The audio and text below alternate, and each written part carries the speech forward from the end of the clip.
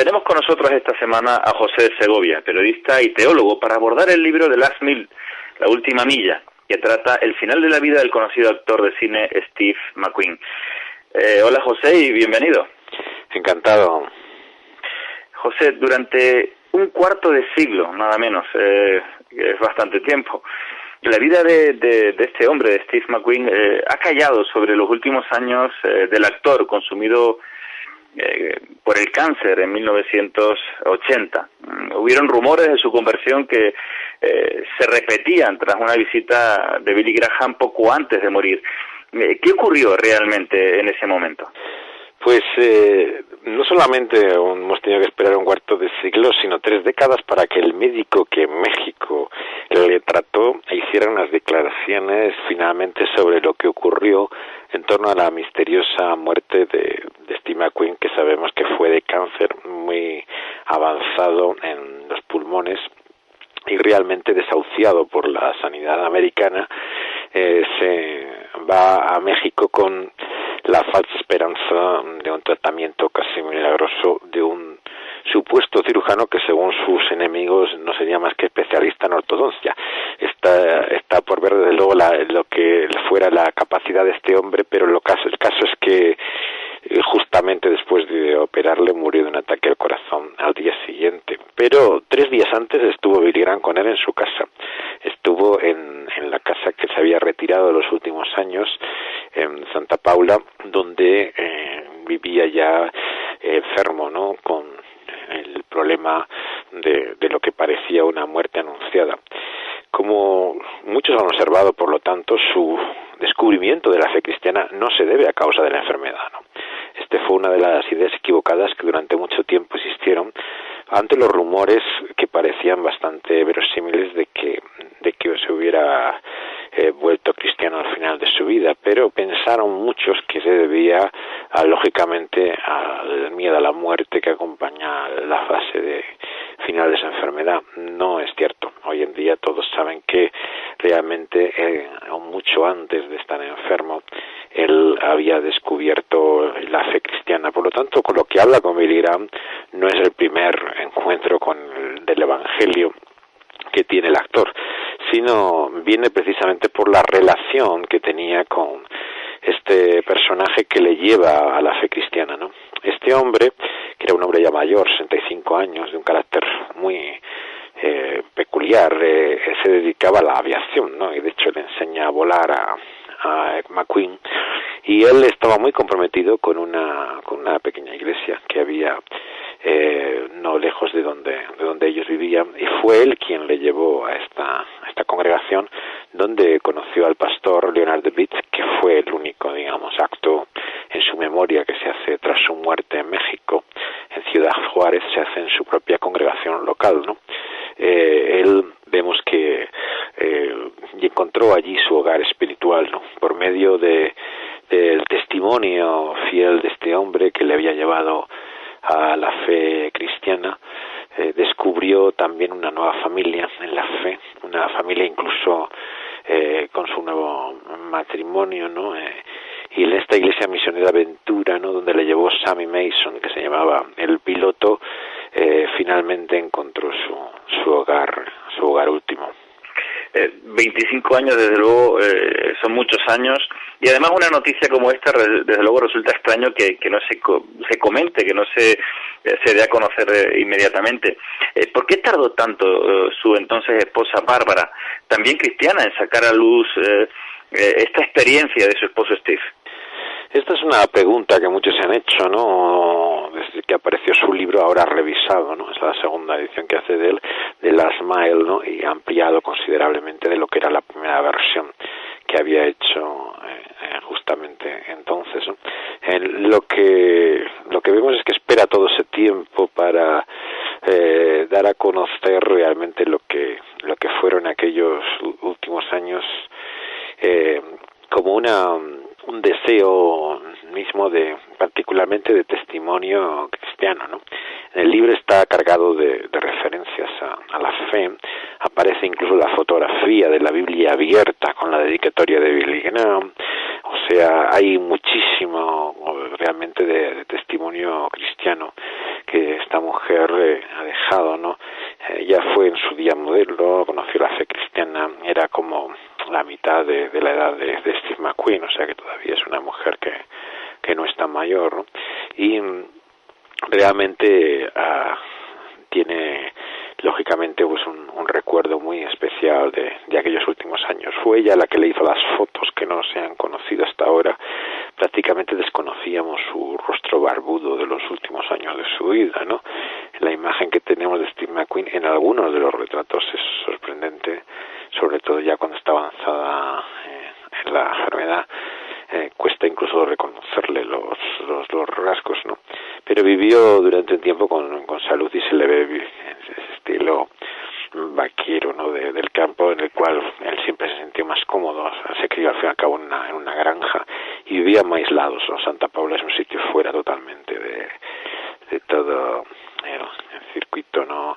Y de un mundo recurrido por otras personas, ¿no? Uh-huh. En ese sentido yo creo que ha sido básicamente un deseo de testimonio de lo que fue al fin y al cabo su última voluntad, ¿no? Que la gente conociera el conocimiento que él había descubierto y tenía entonces de Dios en Cristo Jesús. McQueen, José, personalizaba la imagen del rebelde americano de los años 60, un hombre hecho a sí mismo, pero que también tuvo una infancia realmente complicada, que lo más suave que podemos decir es que fue horrorosa. Sí, realmente hay pocos actores que han tenido una vida tan terrible como la que tuvo McQueen, ¿no? O sea, nace de esta mujer, parece que prostituta por todos los testimonios que encontramos, ¿no? Abandonada escasamente a los pocos meses de nacer por su padre, al que siempre se nos había descrito como una especie de piloto de estos de exhibiciones. Parece que no era nada de esto, según la última biografía. Vemos que realmente era simplemente un recluta de la Marina Mercante y alcoholizado totalmente, muere de cirrosis, ¿no? En el año 58 y está hoy su tumba sin nombre en California. Él tuvo otra hija y la intentó, de hecho, intentó ella tomar contacto con el actor justamente en el rodaje de la famosa película de Malice, ¿no? En los años 60 finales, ¿no? Cuando hizo famosa historia en San Francisco, ¿no? Pero él no quiso saber nada de ella. Y la experiencia con la madre era horrorosa, porque la madre, cada vez que se volvía a casar, reclamaba al hijo que había entregado a los abuelos. En realidad era un tío, era el que más cuidaba de él, pero también estaban los abuelos en la granja. Y allí pasan los mejores momentos de su vida, porque cada vez que la madre se casaba, todos los padrastros que tuvo eran de cuidado, ¿no? Maltratos constantes, problemas con él, y él se escapaba ya en cuanto se llegó a la adolescencia constantemente de casa. Empezó a iniciarse en el mundo del pequeño crimen en la calle como un delincuente ya juvenil. Realmente camina en una senda absolutamente torcida, ¿no? La madre es incapaz de controlarle, ¿no? Y ya la última vez que está en la granja, él ya se marcha, total que finalmente le entregan a la custodia de un reformatorio, ¿no? Que había en Chino, en California. El reformatorio, curiosamente, tuvo buena influencia en él, o sea, dentro de toda esta historia tan oscura, podríamos pensar que ahí había finalmente tocado fondo, pero lo tocó positivamente, en el sentido de que él se ve que el orden, la disciplina que no le habían podido dar, ¿no? Hasta entonces le hizo efecto. Y aunque al principio tuvo problemas, lógicamente, luego estaba muy agradecido. Él tenía bastante buen recuerdo de este centro. De hecho, lo apoyó económicamente en toda su vida. Contestaba cartas de los chicos, luego ya cuando era conocido, y tuvo una relación muy especial con ese centro. Y ya cuando sale, intenta, digamos, encontrar su vida fuera. Tiene otro tiempo con su madre totalmente perdido, pues, trabajando en un burdel incluso, ¿no? En Nueva York. Luego se embarca, pasa por la República Dominicana, más empleos, pero finalmente en el ejército vuelve a tener el mismo proceso después de unas dificultades de disciplina. Finalmente encuentra en la Marina lo que le permitió, yo creo, tener un mínimo de sociabilidad para poder realmente funcionar en este mundo, ¿no? Y en ese sentido, dentro de lo terrible que fue su experiencia, le encaminaron en algunos centros que le dieron la educación que no había desde luego su vida ya de por sí parece sacada de un guión de Hollywood, porque además fue el único escogido entre 2.000 candidatos para entrar en el mítico Actors Studio en Nueva York, creo recordar, en 1955. Sin duda nos encontramos ante un actor tipo diamante en bruto, ¿no?, para poder lograr esto. Sí, sería realmente un animal escénico, ¿no?, como suelen decir, ¿no? Con Martin Landau, que era el actor que hacía Misión Imposible, todas estas series de televisión, ¿no?, que comienza con él, es el único escogido de 2.000 candidatos, ¿no? Un régimen muy estricto. Él tenía Lee Strasberg, ¿no?, en los años 50, que era el centro más prestigioso, y él no era nadie. Tuvo el generoso padrinazgo de alguien que le apoyó en ese periodo de formación primera, antes de llegar allí, o sea, llegó preparado a las pruebas, ¿no? Pero realmente fue allí donde adquiere el carácter mítico del método, ¿no? El método que enseñaba Strasberg, que tiene su escuela en este teórico ruso Stanislavski, ¿no?, es la identificación del actor con la historia, ¿no? Entonces él enseñaba que para poder interpretar un personaje uno tenía que identificarse con él, ¿no?, hacerse como uno de él, ¿no? De ahí vienen esas míticas interpretaciones en las cuales parecía que entraban en la piel del personaje, ¿no? Y realmente esa es la formación que tiene McQueen, ¿no? Y de hecho se explica pues mucho del comportamiento. Él no usaba extras, o sea, es increíble, pero todas estas acciones de riesgo que hacían las películas, ¿no?, lo hacía por sí mismo, ¿no? O sea, excepto en Balit al principio, digamos que todavía tenía algunos extras que salen en los coches, ¿no?, en la famosa persecución de San Francisco. El resto del tiempo prácticamente hace él todos los papeles de riesgo, ¿no?, de excesos, ¿no? Y esto lo hizo ya un hombre mítico, ¿no?, dentro del mundo de Hollywood, ¿no?, como de fuera de lo que era el ambiente convencional, ¿no? Amante de la velocidad y de los excesos, McQueen es un hombre lleno de contradicciones, humilde y desafiante, problemático y generoso. Antes incluso las hablaba, nos recordabas el cómo contestaba cartas de chicos que habían estado internos en el mismo centro que él había estado de joven, cómo incluso sustentaba económicamente este centro. Norman Jewison le recuerda como un solitario atormentado en busca de un padre. José, ¿crees que eso es acertado? Yo creo que es la descripción más apropiada, ¿no? El conocido director, ¿no?, de los años 70, yo creo que retrató totalmente a lo que era, por lo menos, el Steve McQueen en su momento más álgido. Hay que darse cuenta que el año 74 era el actor más cotizado que había en Hollywood, ¿no? O sea, no había nadie con el caché de Steve McQueen en ese año en concreto, ¿no? O sea, él llegó en ese punto al máximo de una carrera con un ego inflado, ¿no?, que le hacía bastante intratable, pero también tremendamente antisocial, o sea, un personaje solitario, a lo sumo, funcionaba fuera del mundillo y bastante atormentado, pero sobre todo transmitía sentido de orfandad, ¿no?, que era lo que hacía que mucha gente tuviera simpatía por él, ¿no?, porque le veía como era, claro, como alguien que no había conocido un padre, ¿no?, que vivía con ese sentido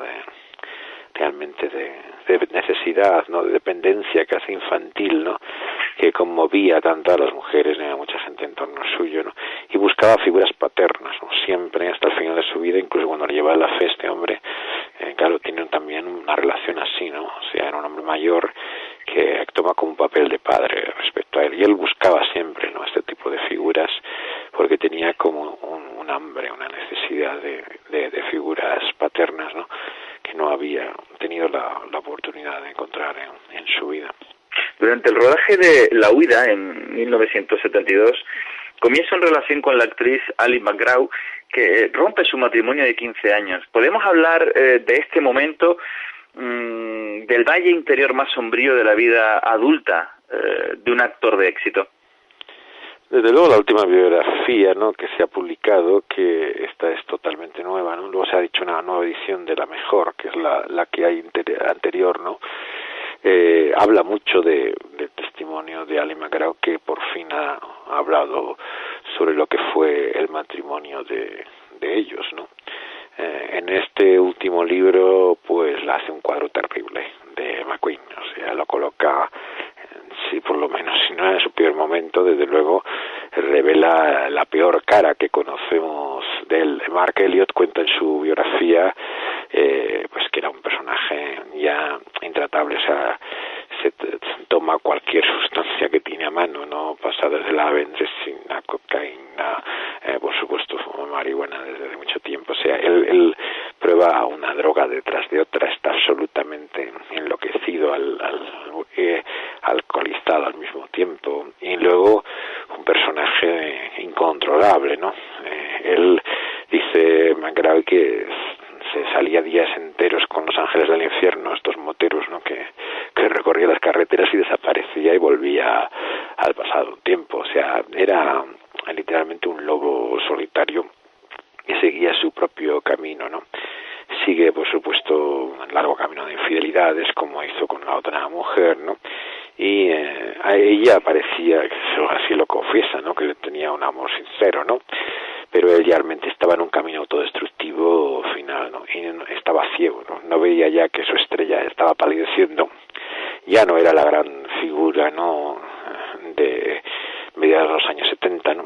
Y empezaba realmente, vemos que al final de su relación con ella, a entrar en el momento más oscuro de su vida, ¿no? Él dice que, curioso, interesante ese testimonio, que siempre la pesadilla recurrente de él era despertarse un día y que nada de esto hubiera ocurrido, que él finalmente no fuera nadie y todo lo que había conseguido en la vida desapareciera, ¿no?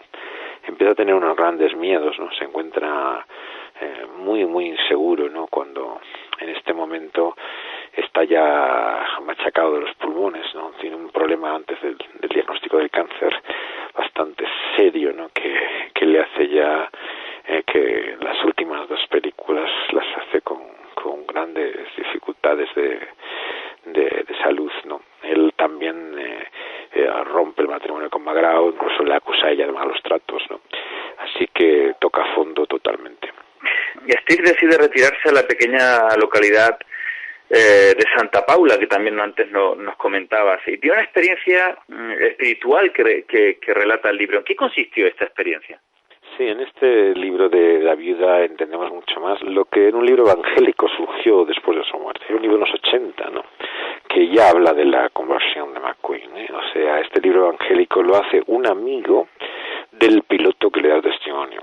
Entonces ese testimonio que salió en una editorial evangélica tuvo cierta circulación en su tiempo, pero era muy indirecto. Entonces, claro, con los que conocíamos el libro teníamos muchas dudas sobre esta historia, ¿no? Porque no era ni siquiera alguien que trataba directamente a McQueen, ¿no? Sino que le conocía, pero era, digamos, más amigo de la persona que le lleva la fe.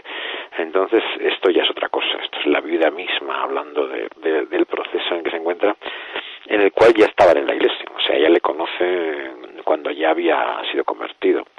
Entonces no comienza tampoco su fe con el matrimonio, ni mucho menos, sino que todo nos lleva a esta figura realmente de un piloto ya veterano, de mucho carácter, por lo que se describe, ¿no? Un hombre que no es nada siempre fácil de tratar, pero que es como una figura paterna para él, ¿no? Sammy Mason no solamente le enseña a volar, ¿no? Sino que le conduce desde el principio al Evangelio, ¿no?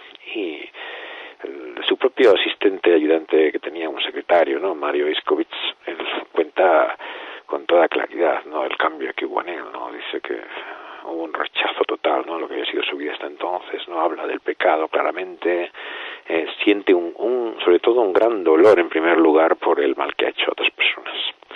De hecho, McGraw, en el libro también de Elliott, se cuenta que le pidió perdón varias veces por teléfono, intentó hablar con ella diciendo que estaba arrepentido por todo lo que le había hecho y eso, ¿no? Entonces él tiene como necesidad de resarcir a la gente del mal que ha hecho y se encuentra tremendamente dolido, ¿no? Y una gran liberación de la culpa que esto trajo. Y eso la relaciona también mucho con la canción, dice, que escuchaba una y otra vez de Chris Christopherson. Chris Christopherson era una de las figuras malditas del country, ¿no? O sea, cuando se había renovado en aquella época, había adquirido en él, tal vez con Johnny Cash y aún más que él, pues que era más joven, esa fama realmente de trovador del lado oscuro, ¿no? Del country americano. Chris Christopherson, que tiene toda una carrera en el cine también paralela muy grande, ¿no? A partir de los años 80.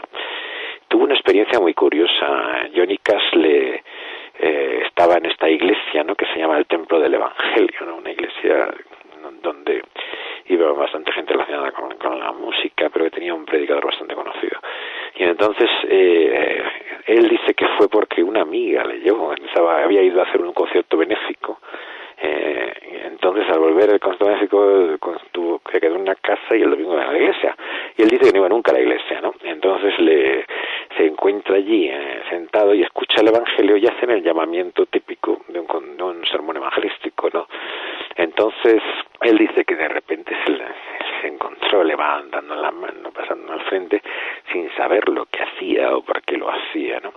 Y entonces se lo dijo así al pastor, le explicó lo que pasaba, ¿no? Que él no entendía por qué tenía necesidad de hacer esto, que él realmente no iba a la iglesia ni tenía relación de esto. Entonces, sin saber cómo, Chris Christopherson se destrozó en lágrimas, ¿no? O sea, él, por primera vez, un hombre que era un macho de estos, bueno, de estilo McQueen, ¿no? Un personaje, Chris Christopherson, nada emocional, ¿no? Y se deshizo visiblemente y en público delante de todos en la iglesia, ¿no? Y entonces, de esa experiencia quebrantada, ¿no? Espiritual, hizo esta canción sorprendente, ¿no? Que es Why Me Lord, ¿por qué a mi Señor?, ¿no? Que es una canción sobre el descubrimiento de la gracia, el perdón, la liberación de la culpa, ¿no? Y el asombro de todo ello, ¿no? Y esta canción le llegó al alma. Entonces él se identificó mucho, McQueen, con la canción de Christopherson y experimentó así, ¿no? La liberación de esa carga que tenía. Empezó a leer la Biblia, a orar, ¿no? Como muchos jóvenes cristianos, primeros creyentes. Juan 3:16 era un texto que memorizó, lo primero que de la Biblia se aprendió, ¿no? Y daba vueltas constantemente, ¿no? A esa experiencia de Dios, ¿no? Que había encontrado, ¿no? Al poco tiempo de que le diagnosticaran este cáncer de pulmón, muy extendido por cierto, él hace una grabación sobre su fe en medio de todo esto, de la enfermedad, de lo complicado que es toda esta situación. ¿Qué mensaje deja Steve McQueen en esta grabación? Esta grabación que él hizo estaba ya desahuciado, había tenido realmente la peor noticia de que no tenía solución ninguna para su cáncer. Entonces él al principio, por incitación de otros, prueba un tratamiento alternativo de este personaje medio chiflado y tal, mexicano, que utilizaba enemas de café, bueno, historias de estas, ¿no? No era un curandero espiritual, pero era un charlatán, parecía, ¿no? Bueno, lo cosa es que realmente le intentan operar, aunque se muere inmediatamente. Y en este momento, precisamente, él graba con una cassette, ¿no? En una cassette graba con una voz muy quebrada el testimonio suyo ante la enfermedad. Y tiene la famosa expresión esta de mi cuerpo está roto, ¿no? Pero mi espíritu no, dice él, ¿no? En la grabación, ¿no? Y él habla de sus deseos, su sueño que tenía, que si el Señor le daba la vida, si le permitía seguir adelante, él lo que quería es cambiar la vida de la gente con lo que había conocido del Señor, ¿no? Tenía como un sentido misionero, ¿no? Quería como utilizar, ¿no? El tiempo que le quedara para dar testimonio a otros. Así que es una grabación muy emotiva, con una voz ya totalmente tocada, ¿no? Por la enfermedad, muy débil, ¿no? Y que, no, claro, no se puede escuchar sin conmoverse, ¿no? Y en ese sentido fue un testimonio el que dejó en viva voz muy poderoso. Tras pasar toda una vida buscando un padre, como dice Norman Jewison, conocí a Dios como su verdadero padre. Desde luego aquí surge una cuestión, una pregunta. José, ¿por qué a veces desperdiciamos toda una vida antes de volvernos a Dios? Bueno, Spurgeon decía que en la Biblia solamente hay un ejemplo, ¿no? De alguien que se vuelve antes de morir al Señor, que era el ladrón en la cruz, claro, ¿no? Y decía solamente uno para que no desesperemos, ¿no? Que haya una esperanza siempre al final, ¿no? Pero nada más que uno también para que no nos acomodemos, ¿no? No pensemos que siempre habrá tiempo, ¿no? Que ya habrá ocasión al final para volvernos a Él, ¿no? Y la sabiduría del predicador bautista nos recuerda que realmente es posible la conversión al final de la vida, todavía hay esperanza, pero claro, fue una vida malgastada, pero en muchos sentidos perdida, diríamos, humanamente, ¿no? En esta completa desorientación, ¿no?, en la que estaba, ¿no?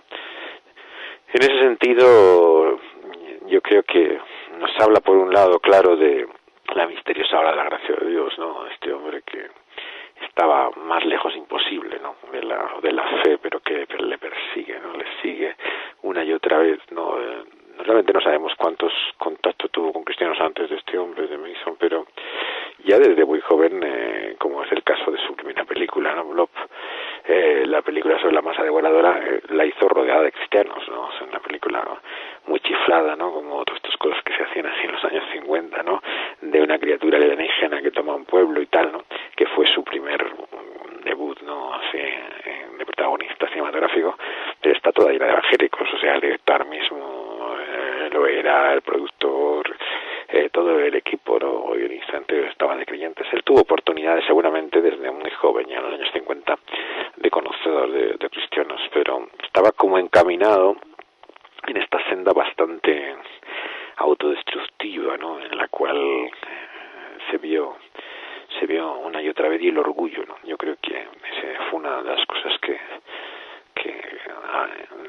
la gente siempre resaltaba de él, ¿no? Claro, él tiene una carrera impresionante, ¿no? Entonces esto le infló su ego de una manera descomunal, y es en lo que él logró ser alguien, ¿no? O sea, su trabajo le dio su identidad, ¿no? Entonces, muchas veces la persona se alberga, ¿no?, en esa identidad que le da su propia capacidad, ¿no?, lo que ellos creen que son, ¿no?, y se aferran a ello como que realmente le da sentido, identidad, trascendencia a su vida, ¿no? Y es la gran locura, ¿no? Es el engaño finalmente por el cual nuestra vida no se puede sostener por nuestra propia capacidad, no por lo que somos, ¿no? Y en ese sentido el Señor lo humilló, ¿no? Y le humilló hasta en lo hondo. Y vemos que tristemente ese es el camino, ¿no? La soberbia te lleva a la perdición. Pero Dios en su gracia utiliza muchas veces también, a veces, la humillación como un camino para conocerle a Él. José, para terminar, ¿qué mensaje crees que encaja como resumen o meditación del peregrinaje espiritual de un hombre como Steve McQueen? A mí me gusta pensar en él como lo que significa descubrir a Dios como Padre, ¿no? En el texto que él se abraza en la Biblia cuando muere, ¿no? La página abierta que tenía sobre él, dice su vida era Tito, ¿no? Tito 1:2, ¿no? En este pasaje el apóstol Pablo habla de la esperanza de vida eterna, ¿no?, en un Dios que no miente, ¿no?, y que la ha prometido desde antes, ¿no?, del principio de los siglos, ¿no? Yo creo que la fidelidad de Dios de esa declaración apostólica, ¿no?, es realmente lo único que explica la conversión de alguien como McQueen, ¿no? Si fuera por su propia fidelidad, claro, no había esperanza ninguna, ¿no?, porque este hombre era la infidelidad personificada, ¿no?, un hombre incapaz de cumplir su palabra, ¿no?, y de mantenerse fiel ni a los que más quería, ¿no? O sea, era un hombre que era la traición por antonomasia, pero la explicación de su fe, de su conversión, de su vida eterna, está en la sola fidelidad de Dios, y a ello se aferró, y claramente hasta el último momento de su vida ves que él entiende que si había una esperanza de vida para él, estaba por un Dios que no miente, ¿no?, un Dios que no falla, y que, a diferencia de él, ¿no?, le demostraba así su gracia y su misericordia por medio de esa promesa, ¿no?, la promesa eterna, ¿no?, que venía desde el principio de los siglos, ¿no? Y ese sentido de seguridad, ¿no?, que le dio la esperanza, ¿no?, que se basaba en ese carácter de Dios. Yo creo que es nuestra única confianza de que nadie está demasiado lejos de Dios y de su gracia, ¿no? Yo creo que cuando dudamos si alguien realmente puede volverse a Dios, ¿no?, y pensamos, bueno, esta persona seguro que no, porque cualquiera me imagino en la iglesia va antes que él, ¿no? O sea, desde luego que es el último que veo como cristiano, ¿no? En esos momentos tenemos que volvernos a Dios, ¿no?, y a su fidelidad, ¿no?, al hecho de que él no es como nosotros, ¿no? Y él en su fidelidad obra maravillas, ¿no? Y hace cosas asombrosas como hizo con McQueen, ¿no? Realmente de poder cambiar una persona totalmente, ¿no? Dramáticamente, ¿no? Y darle una esperanza de vida eterna, incluso aunque estuviera en su propósito divino. Él no lo sabía cuando se volvió al Señor, ¿no? Como dijimos, era creyente antes de estar enfermo, pero el Señor en su propósito tenía previsto llevárselo, ¿no? Y lo ha dejado como un testimonio, yo creo, su vida en esa última milla, ¿no? De que finalmente hay últimas millas en la vida, ¿no? Que dan sentido a toda una existencia y un propósito, ¿no? Y el Evangelio está lleno de estas promesas. Los últimos serán los primeros, ¿no? A mí me sorprende siempre la parábola del Señor Jesús, ¿no? De los obreros de la viña, ¿no? Que va este Señor a buscar jornaleros, ¿no? Hasta la última hora del día, ¿no? Y cuando vuelve a pagar a sus empleados, ¿no? Se encuentran con la gran sorpresa, ¿no? Que los que llevan todo el día trabajando desde el principio, ¿no?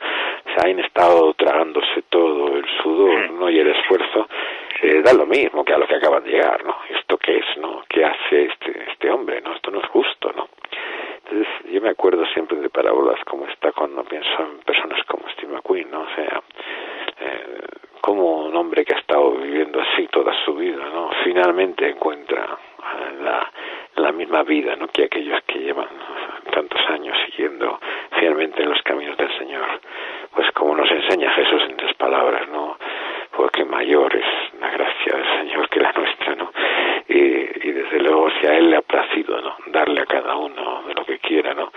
Alabémosle por ello, ¿no? Reconozcamos que Dios tenemos, ¿no? Que mayor esperanza nos da, desde luego, que nos puede dar sus fieles en este mundo, ¿no? Así que esa fidelidad de Dios es la gran lección de su vida y de todo aquel que encuentra esa misma esperanza de vida. José Segovia, muchas gracias. Encantado, nada más.